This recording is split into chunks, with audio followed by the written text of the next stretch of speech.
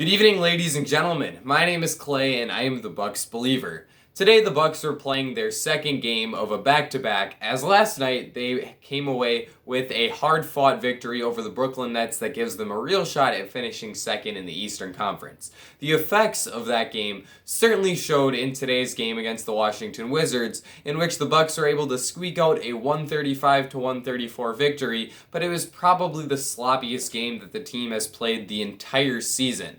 The Wizards superstars were nearly able to carry their squad all the way to a win, which would have been a pretty huge upset as the Bucks have been playing some of the best basketball of the season of late. And while the Wizards have also been hot, Washington has just barely squeaked into the play-in tournament while Milwaukee is fighting for a top 2 seed.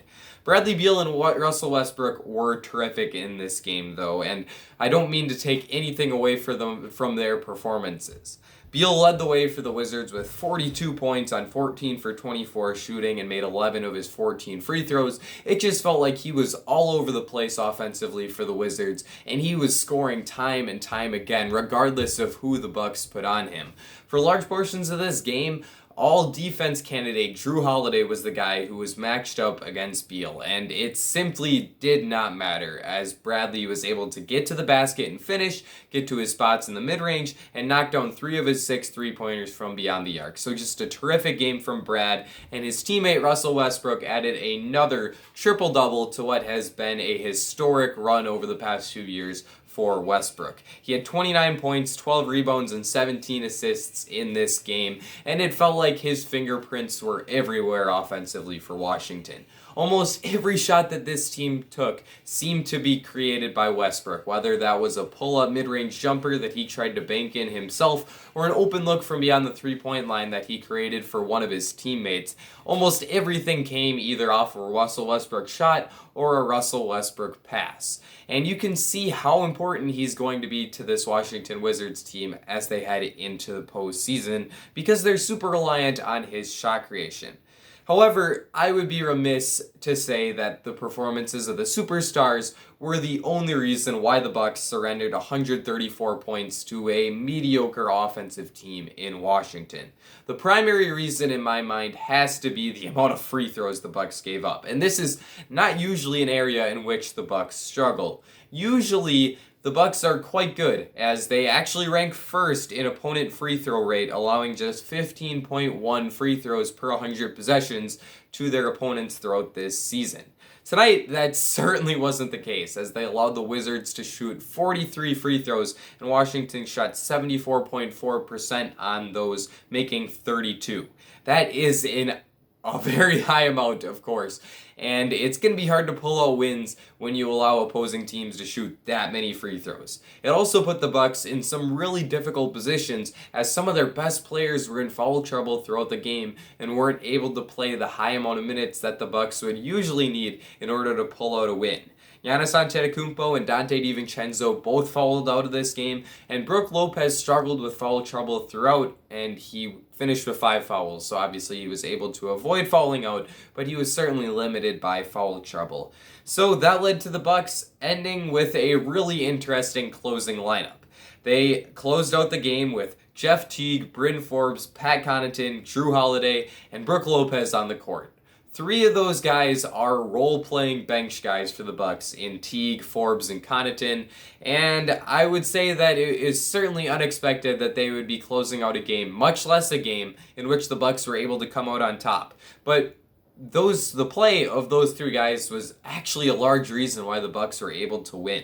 Pat Connaughton had 16 points to lead the way of those 3 bench players, and he made 6 of his 10 shots from the field and 4 of his 8 3-pointers. Pat's 3-point jump shot has taken a huge leap this season, and he's become far more consistent from beyond the arc.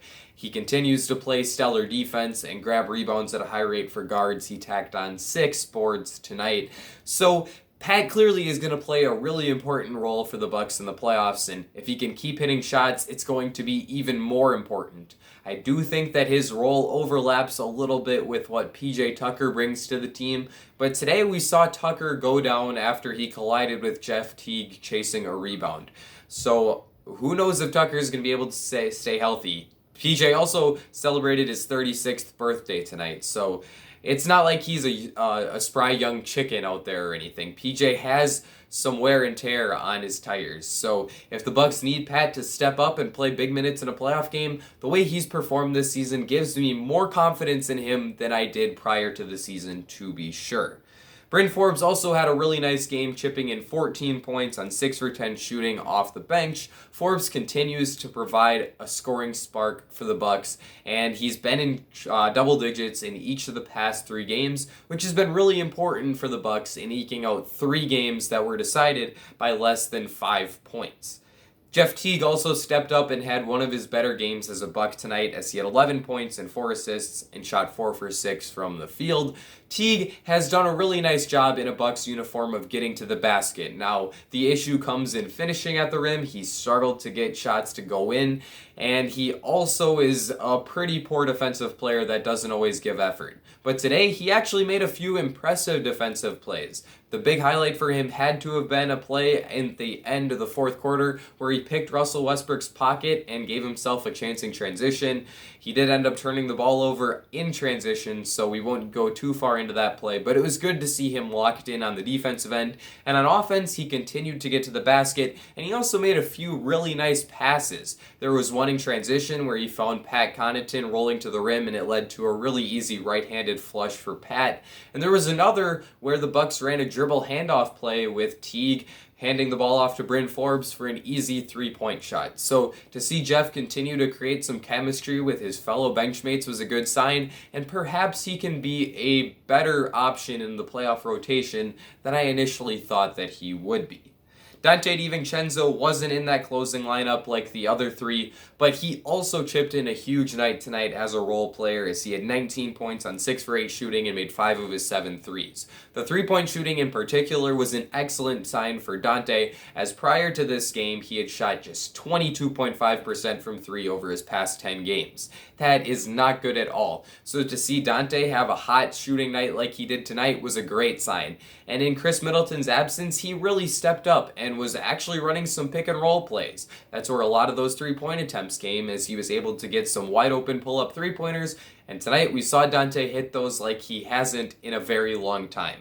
So it's good to see Dante step up on offense. He did have one of his worst defensive games of this season, as he was fouling like crazy, and he also allowed Bradley Beal and Russell Westbrook to go off as he was defending one of those 2 players for large portions of time. But overall, I think the biggest takeaway from this game for Dante has to be the hot shooting, and as Bucks fans, we have to hope that he can continue to knock down shots at the rate that he did tonight.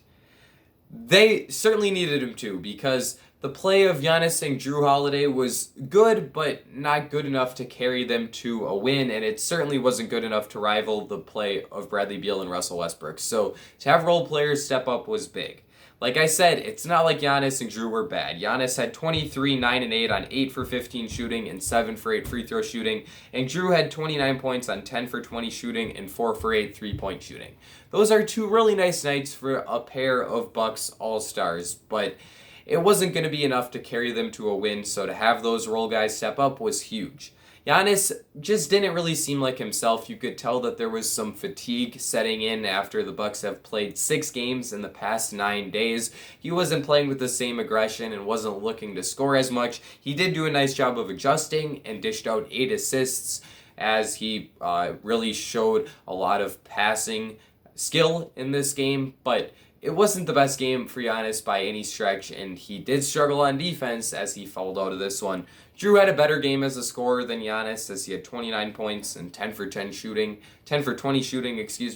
as I said before. He had his pull-up 3-pointer going, and he also was able to get to the rim against the smaller guards for the Washington Wizards that were matched up against him during this game. Jrue also played the 4 to close out the game, which was a bit unusual for him, but he's such a versatile player that we know that he's going to be capable of stepping into some unusual and unexpected positions, and tonight Jrue did a nice job of playing the Swiss Army knife role of just doing whatever the Bucks needed him to do. Whether that was a scorer, a shooter, a passer, or just an elite level defender, Jrue did it, and he's a big reason why the Bucks were able to win. Overall, it was sloppy. It wasn't pretty. I'm not going to deny that. But that's kind of to be expected after an emotional win like last night's. So I'm going to walk away from this game with more positive takeaways than negative ones because last night's win was terrific. So this night's win has to mean something that the Bucks were still able to win despite not having one of their three best players and also on short rest.